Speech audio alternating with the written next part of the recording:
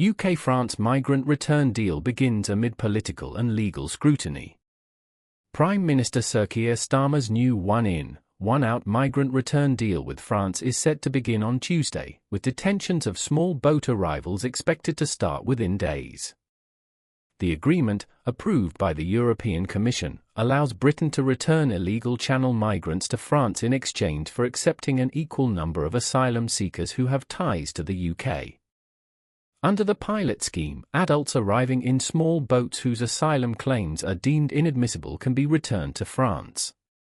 In return, the UK will accept the same number of asylum seekers through a new legal route, provided they haven't previously tried to enter illegally and meet security and documentation checks.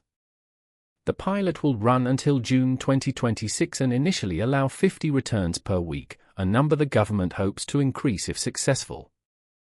Home Office officials have prepared detention facilities to hold migrants upon arrival. The government says the new policy sends a strong message: illegal entry will not result in settlement.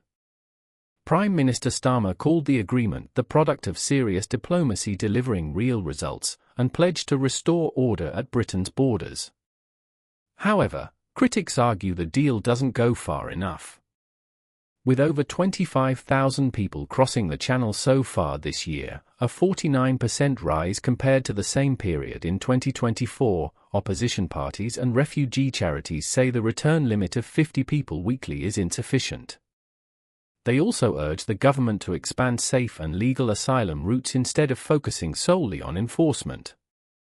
Home Secretary Yvette Cooper described the agreement as a key step in disrupting the business model of people smuggling gangs, emphasizing the need for practical, enforceable solutions. She also noted that lessons had been learned from the failed Rwanda deportation plan, and the Home Office is ready to defend this new policy against any legal challenges. The French government has expressed cautious support, though some politicians in France have voiced concern over the long-term feasibility of such arrangements.